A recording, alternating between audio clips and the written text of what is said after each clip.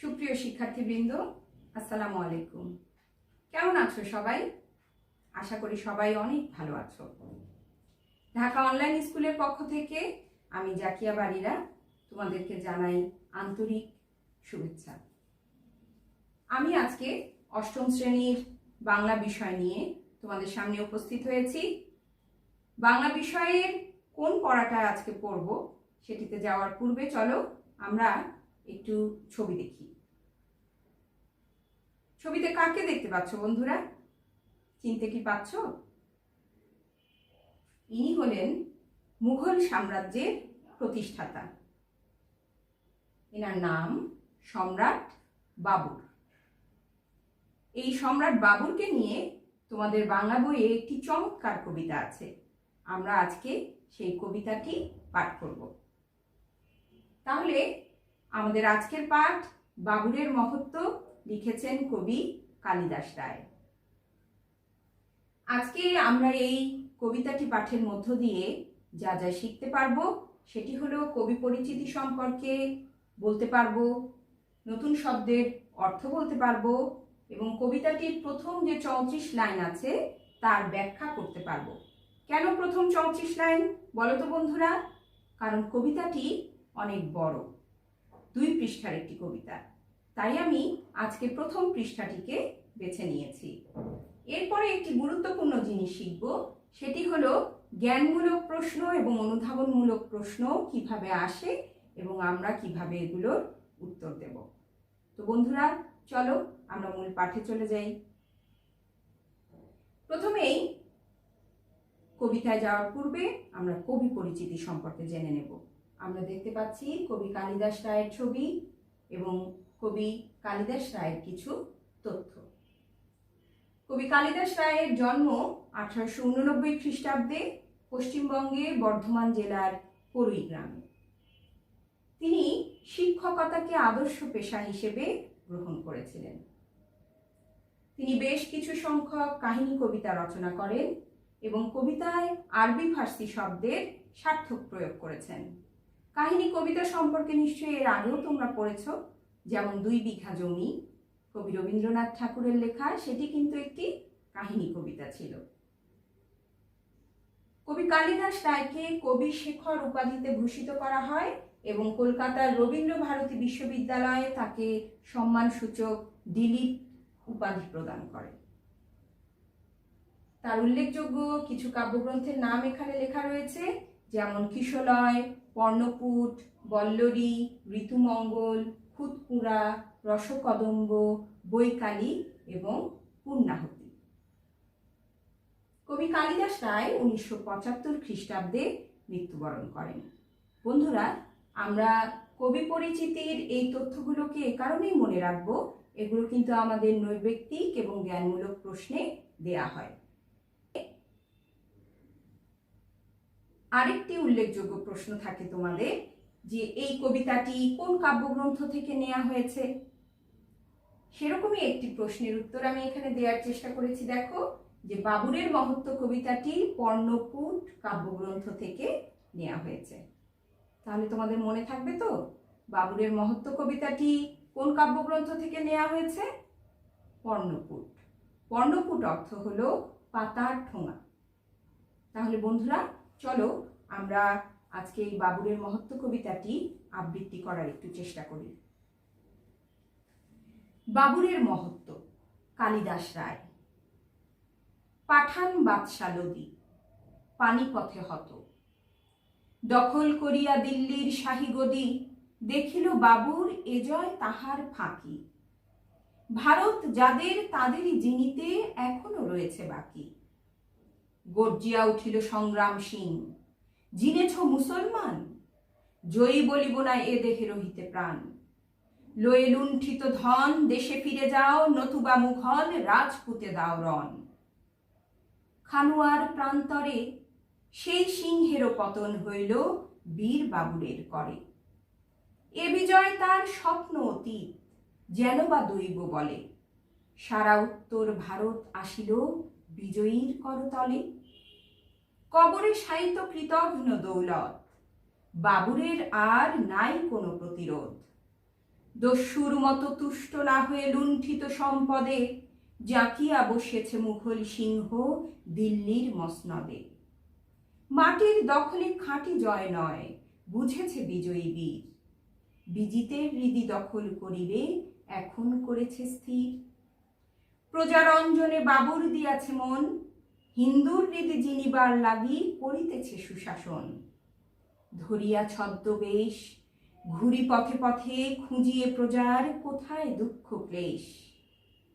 চিতরের এক তরুণ যোদ্ধা রণবীর চৌহান করিতেছে আজি বাবুরের সন্ধান। কুর্তার তলে কৃপান লুকায়ে ঘুরিছে সে পথে পথে, দেখা যদি তার পায়ে আজি কোনো মতে লইবে তাহার প্রাণ। শনিতে তাহার খালিত করিবে চিতরের অপমান। দাঁড়ায় যুবক দিল্লির পথপাশে, লক্ষ্য করিছে জনতার মাঝে কেবা যায় কেবা আসে। হেনকালে এক মত্ত হস্তি ছুটিল পথের পরে, পথ ছাড়ি সবে পলাইয়া গেল ডরে। সকলেই গেল সরি, কেবল একটি শিশু রাজপথে রহিল ধুলায় পড়ি। শিক্ষার্থী বন্ধুরা, কবিতাটি আমাদের আবৃত্তি করা শেষ হলো। কবিতাটি আবৃত্তি করে নিশ্চয়ই তোমরা কিছু নতুন শব্দ পেয়েছো। আমি চেষ্টা করেছি নতুন শব্দ অর্থগুলো তোমাদেরকে জানানোর জন্য। আমরা একটি শব্দ পেয়েছি হত। এখানে ছবি দেখতে পাচ্ছ, কি বুঝতে পারছো? হত অর্থ হলো নিহত, মারা যাওয়া। আরেকটি শব্দ পেয়েছি শাহী গদি এবং মসনদ, দুটি শব্দই পেয়েছিলাম আমরা। শাহী গদি বা মসনদ অর্থ কি দেখতে পাচ্ছ? সিংহাসন। এরপরে আমরা একটি শব্দ পেয়েছিলাম জিনিতে। জিনিতে অর্থ হচ্ছে জয় করতে। ছবি দেখে নিশ্চয়ই বুঝতে পারছো যে জয় করা বোঝাচ্ছে জিনিতে। এরপরে আমরা একটা শব্দ পেয়েছিলাম রণ।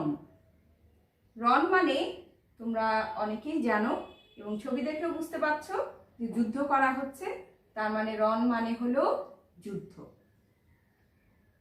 প্রান্তর আমরা পেয়েছিলাম না, খানুয়ার প্রান্তর, সেই প্রান্তর অর্থ হলো দিগন্ত বিস্তৃত মাঠ। ঠিক আছে। এরপরে আমরা পেয়েছি কর। এটা কিন্তু করো না, কবিতায় আছে কর। কর মানে কি? কর মানে হচ্ছে হাত। কর মানে হচ্ছে হাত। এরপরে আমরা পেয়েছিলাম কৃপান। কৃপান মানে কি? দেখো ছবিতে দেয়া আছে, তোমরা দেখে নিশ্চয়ই এখন বুঝতে পারছো যে কৃপান অর্থ তলোয়ার। কৃপান অর্থ তলোয়ার। এরপরে একটি শব্দ ছিল শোণিত। শোণিত কঠিন শব্দ, কিন্তু দেখো আমরা প্রাত্যহিক জীবনে রক্ত মানেই হলো শোণিত। প্রাত্যহিক জীবনে কিন্তু রক্ত বললেই আমরা ভালো বুঝি। এর সমার্থক একটি শব্দ হচ্ছে শোণিত। এরপরে হস্তি। হস্তি মানে তোমরা নিশ্চয়ই জানো, হস্তি মানে হলো হাতি। হাতির সমার্থক শব্দ হচ্ছে হস্তি, আর হস্ত হচ্ছে হাত। এখানে আমি আরো কিছু শব্দ রেখেছি যেগুলো আমাদের বইয়ের শব্দার্থে কিন্তু নেই, যেমন জাকিয়া। আমার নাম কিন্তু জাকিয়া, কিন্তু এখানে একটা চন্দ্রবিন্দু আছে। এই জাকিয়া মানে কি? জাকিয়া মানে হচ্ছে চেপে বসা বা জাঁকজমক ভাবে বসা। হ্যাঁ, দিল্লির মসনদে তিনি জেকে বসলেন। আমরা যখন লাইনগুলোর ব্যাখ্যা করব তখন কিন্তু এই শব্দের অর্থগুলো আমাদের কাজে আসবে। ক্লেশ। ক্লেশ মানে কি বন্ধুরা? ক্লেশ মানে হলো দুঃখ বা কষ্ট। কুর্তা, আমরা কবিতার লাইনে পেয়েছি কুর্তা। কুর্তা মানে হচ্ছে জামা। তো বন্ধুরা, এই নতুন শব্দের অর্থগুলো থেকেও কিন্তু আমাদের নৈর্ব্যক্তিক আসে, এবং এই শব্দের অর্থ যদি তোমরা জানতে পারো তাহলেই কিন্তু কবিতাটি একদম তোমার স্পষ্ট ধারণা হয়ে যাবে। এবারে সম্রাট বাবুর সম্পর্কে আমরা একটু তথ্য জেনে নিই। সেই তথ্যগুলো হলো, বাবর ছিলেন ভারতের মুঘল সাম্রাজ্যের প্রতিষ্ঠাতা সম্রাট। তার আসল নাম জহিরুদ্দিন মুহাম্মদ। তবে তিনি বাবুর, বাবুর মানে কি জানো? বাবুর মানে হলো সিংহ, সিংহ নামেই তিনি বেশি পরিচিত ছিলেন। মাত্র 11 বছর বয়সে তিনি মধ্য এশিয়ার সমরখন্দের সিংহাসনে আরোহণ করেন এবং অল্প বয়সেই আবার দুবার তিনি সিংহাসন হারিয়ে ফেলেন। তারপর তিনি আফগানিস্তানের সিংহাসন অধিকার করেন এবং পরে ভারতের ইব্রাহিম লোদিকে পরাজিত করে দিল্লি অধিকার করেন। রাজপুতানার অন্তর্গত যে মেবার রাজ্য আছে তার রাজা ছিলেন সংগ্রাম সিংহ, তাকেও তিনি পরাজিত করেন। এভাবে এক বিশাল সাম্রাজ্য প্রতিষ্ঠা করেন সম্রাট বাবর। তিনি ছিলেন মহৎ আদর্শের অধিকারী। তার এই মহানুভবতা সম্পর্কেই কিন্তু কবি কালিদাস রায় এই বাবরের মহত্ব কবিতাটি লিখেছেন। এখন আমরা কবিতার লাইনের ব্যাখ্যায় চলে যাই। এই ছবিটি যে দেখতে পাচ্ছ এটি হচ্ছে পানিপথ। পানিপথ হচ্ছে একটি যুদ্ধক্ষেত্র। এখানে 3টি প্রসিদ্ধ যুদ্ধ হয়েছিল। প্রথম যুদ্ধ হয়েছিল কিন্তু সম্রাট বাবরের সাথে ইব্রাহিম লোদি, ঠিক আছে? সেই যুদ্ধে সম্রাট বাবর জয়ী হয়েছিলেন। দ্বিতীয় যুদ্ধ হয়েছিল সম্রাট আকবরের সাথে হেমচন্দ্র বিক্রমাদিত্যের এবং তৃতীয় যুদ্ধ হয়েছিল দুররানি সাম্রাজ্যের সাথে মারাঠা সাম্রাজ্যের। সেখানে জয়ী হয়েছিল দুররানি সাম্রাজ্য। আমরা কবিতার লাইনে চলে যাচ্ছি। আমরা কবিতায় পড়েছিলাম, পাঠান বাদশা লোদি পানিপথে হত, দখল করিয়া দিল্লির শাহী গদি, দেখিল বাবুর এ জয় তাহার ফাঁকি, ভারত যাদের তাদেরই জিনিতে এখনো রয়েছে বাকি। এখানে আমি পাঠান বাদশা লোদিকে লাল কালি দিয়ে রেখেছি, কারণ এটা একজন ব্যক্তিত্ব এবং তার সম্পর্কে আমাদেরকে একটু জানতে হবে। সেটি হলো পাঠান বাদশা লোদি হলেন লোদি বংশীয় সর্বশেষ বাদশা ছিলেন। তিনি হচ্ছেন ইব্রাহিম লোদি। তিনি পানিপথে নিহত হলেন এবং তাকে পরাজিত করার পরে সম্রাট বাবর দিল্লির শাহী গদিতে বসলেন। কিন্তু বসার পরে তার কাছে মনে হলো এ জয় যেন ফাঁকি। কেন মনে হলো? তার মনে হলো যে যারা ভারতবাসী আছে তাদের হৃদয় তো তিনি জয় করতে পারেননি। রাজ্য জয় করেছেন ঠিকই, কিন্তু তাদের হৃদয় এখনো জয় করতে পারেননি। তাই যেন তার কাছে মনে হচ্ছে এই জয়টি তার কাছে ফাঁকি। গর্জিয়া উঠিল সংগ্রাম সিং, জিনেছ মুসলমান, জয়ী বলিব না এ দেহে রহিতে প্রাণ, লয়ে লুণ্ঠিত ধন দেশে ফিরে যাও, নতুবা মুঘল রাজপুতে দাও রণ। অর্থাৎ এখানে আমরা আরেকজন ব্যক্তিত্বকে পেয়েছি, তিনি হলেন সংগ্রাম সিং। সংগ্রাম সিং ছিলেন রাজপুতানার অন্তর্গত যে মেবার রাজ্য ছিল তার রাজা। তিনি বলে উঠলেন যে জিনেছ মুসলমান মানে মুসলমান জয়লাভ করেছ, আমি আমার প্রাণ থাকতে এটি মানি না। তুমি লুণ্ঠিত ধন নিয়ে দেশে ফিরে যাও অথবা আবার রাজপুতে যুদ্ধ দাও। খানোয়ার প্রান্তরে সেই সিংহেরও পতন হইল বীর বাবুরের করে। কর মানে কি আমরা পড়েছিলাম? কর মানে পড়েছিলাম হাত। অর্থাৎ বাবুরের হাতে কিন্তু সেই সিংহেরও মানে কার? সংগ্রাম সিং। সংগ্রাম সিংয়েরও পতন হলো। কোথায়? খানোয়ার প্রান্তরে। খানোয়ার প্রান্তর হচ্ছে আগ্রার পশ্চিম দিকে অবস্থিত একটি যুদ্ধক্ষেত্র। এ বিজয় তার স্বপ্ন অতীত, যেন বা দৈব বলে, সারা উত্তর ভারত আসিল বিজয়ীর করতলে। কর মানে হাত আর করতালে মানে হাতের তালুতে, অর্থাৎ হাতের মুঠোয়। সমগ্র উত্তর ভারত যেন সম্রাট বাবরের হাতের মুঠোয় চলে এলো। কবরে শায়িত কৃতঘ্ন দৌলত, এখানেও একটি নাম তোমরা পেয়েছো, কৃতঘ্ন দৌলত। এটি আমি লাল কালি দিয়ে লিখে রেখেছি এ কারণে যে এনারও একটি ইতিহাস আছে। আমি বলছি, বাবরের আর নাই কোনো প্রতিরোধ। তোমরা সবাই জানো বন্ধুরা, এই কৃতঘ্ন শব্দটি অর্থ তোমরা কি জানো? আমরা কৃতঘ্ন শব্দ সংশ্লিষ্ট একটি শব্দ বলে দেখি, যেমন কৃতজ্ঞ। কৃতজ্ঞ অর্থ হচ্ছে যে উপকারীর উপকার স্বীকার করে, আর অকৃতজ্ঞ যে উপকারীর উপকার স্বীকার করে না।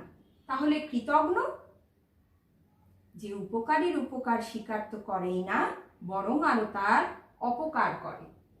তাহলে কে এই কৃতঘ্ন দৌলত? দৌলত খাঁ। দৌলত খাঁ পাঞ্জাবের শাসক ছিলেন। তিনি তখন তার শত্রু ইব্রাহিম লোদির সাথে বিশ্বাসঘাতকতা করেন এবং করে সম্রাট বাবুরকে ভারত আক্রমণ করতে বলেন। আবার যখন সম্রাট বাবুরের সাথে তার একটি সখ্য গড়ে ওঠে, তখন তিনি সম্রাট বাবুরের সাথেও বিশ্বাসঘাতকতা করেন। এ কারণেই তার নাম দেয়া হয়েছে কৃতঘ্ন দৌলত। কিন্তু তিনিও কবরে শায়িত, তার মানে তারও মৃত্যু ঘটেছে, আর বাবুরের কোনো আর প্রতিরোধ থাকলো না। যে পানিপথের কথা বলেছিলাম, দেখো দিল্লির উত্তর পশ্চিমে অবস্থিত ইতিহাস প্রসিদ্ধ যুদ্ধক্ষেত্র। এখানে 3টি প্রসিদ্ধ যুদ্ধ অনুষ্ঠিত হয়, যা আমি পূর্বেই তোমাদেরকে বলেছি। দস্যুর মতো তুষ্ট না হয়ে লুণ্ঠিত সম্পদে জাঁকিয়া বসেছে মুঘল সিংহ দিল্লির মসনদে। মাটির দখলে খাঁটি জয় নয়, বুঝেছে বিজয়ী বীর, বিজিতের হৃদি দখল করিবে এখন করেছে স্থির। অর্থাৎ দস্যুর মতো তিনি কিন্তু সম্পদ লুণ্ঠনেই শুধু তুষ্ট ছিলেন না, পরিতৃপ্ত ছিলেন না। তিনি দিল্লির মসনদে খুব জাঁকজমকভাবেই চেপে বসলেন, কিন্তু তিনি সব সময় উপলব্ধি করছিলেন যে মাটির দখলই শুধু বড় জয় নয়, খাঁটি জয় নয়। তাহলে কোন জয় খাঁটি? ভারতবাসীদের যদি হৃদয় জয় করা যায়, তাহলে সেই জয়ই হবে তার খাঁটি জয়। তাই তিনি প্রজারঞ্জনের দিকে মন দিলেন। প্রজারঞ্জনে বাবুর দিয়াছে মন, হিন্দুর হৃদি জিনিবার লাগি করিতেছে সুশাসন। ধরিয়া ছদ্মবেশ ঘুরি পথে পথে, খুঁজিয়ে প্রজার কোথায় দুঃখ ক্লেশ। তার মানে বাবুর এখন ভারতবাসী যে হিন্দুরা আছেন তাদের সকলের হৃদয় রঞ্জন করার জন্য, অর্থাৎ হৃদয়কে হরণ করার জন্য তিনি মন দিলেন। তিনি ছদ্মবেশ ধারণ করে পথে পথে খুঁজতে লাগলেন যে প্রজাদের কোথায় দুঃখ, কোথায় ক্লেশ। চিতোরের এক তরুণ যোদ্ধা রণবীর চৌহান করিতেছে আজ বাবুরের সন্ধান। কে এই রণবীর চৌহান? রণবীর চৌহান রাজপুতানার অন্তর্গত মেবার রাজ্যের মেবারের যে রাজধানী চিতোর, সেই চিতোরের এক তরুণ যোদ্ধা। সে রাজপথে খুঁজে বেড়াচ্ছে বাবুরকে, কারণ সে চিতোরের অপমানের প্রতিশোধ নিতে চায়। কুর্তার তলে কৃপাণ লুকায়ে ঘুরিছে সে পথে পথে, দেখা যদি তার পায়ে আজি কোনো মতে লইবে তাহার প্রাণ। কুর্তার তলে, কুর্তা মানে কি পড়েছিলাম আমরা শব্দার্থে? কুর্তা মানে জামা, আর কৃপাণ তলোয়ার। তার মানে জামার নিচে সে তলোয়ার লুকিয়ে রেখেছে এবং পথে পথে খুঁজে বেড়াচ্ছে বাবুরকে। যদি তার দেখা পায় তাহলে কি করবে? তার প্রাণ নিয়ে নেবে। শনিতে তাহার খালিত করিবে চিতোরের অপমান। শনিতে মানে পড়েছিলাম রক্তে, তাকে মেরে সেই রক্ত দিয়ে সে চিতোরের অপমানকে খালিত মানে দূরীভূত করবে।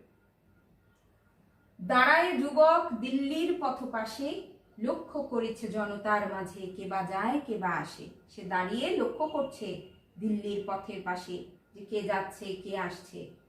হেনকালে এক মত্ত হস্তি ছুটিল পথের পরে, পথ ছাড়ি সবে পলাইয়া গেল ডরে। এমন সময় সেই দিল্লির পথে এক মত্ত হস্তি, মত্ত মানে পাগল, পাগল হাতি পথের পরে পথে ছোটাছুটি শুরু করলো, আর সবাই পথ ছেড়ে ভয়ে সরে গেল। সকলেই গেল সরি, কেবল একটি শিশু রাজপথে রহিল ধুলায় পড়ি। একটি শিশু রাজপথের মধ্যে ধুলায় পড়ে থাকলো। আমরা আজকে এ পর্যন্তই কবিতাটি পড়ব।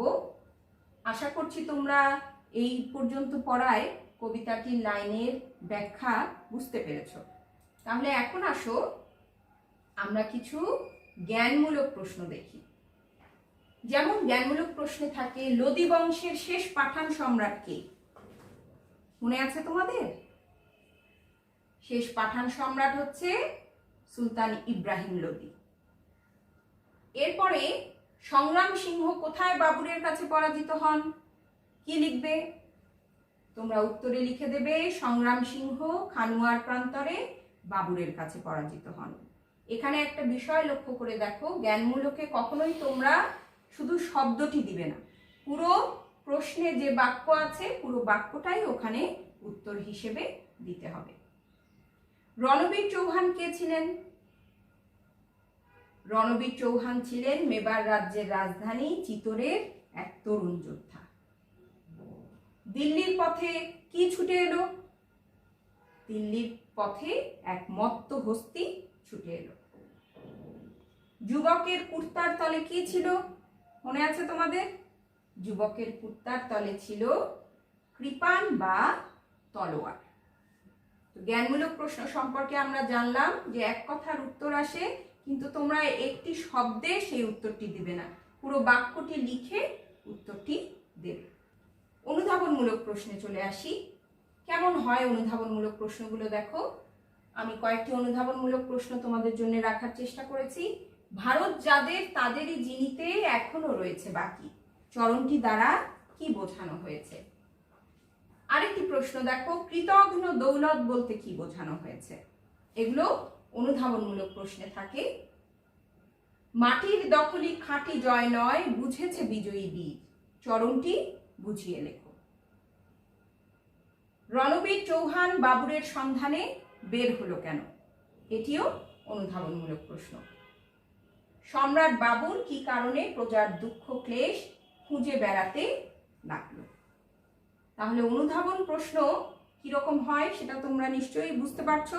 এবারে আসো আমরা একটা অনুধাবনমূলক প্রশ্নের উত্তর দেওয়ার চেষ্টা করি। আমি প্রথম প্রশ্নটি রেখেছি, ভারত যাদের তাদেরই যিনিতে এখনো রয়েছে বাকি, চরণটি দ্বারা কি বোঝানো হয়েছে? আমরা শিক্ষক হিসেবে অনেক সময় লক্ষ্য করি শিক্ষার্থী বন্ধুরা যে তোমরা এই লাইনটি লিখে দাও যে নিচে এর ব্যাখ্যা করা হলো। তোমাদের জ্ঞাতার্থে জানাচ্ছি যে তোমরা কখনোই এই কথাটি লিখবে না যে নিচে ব্যাখ্যা করা হচ্ছে, ঠিক আছে?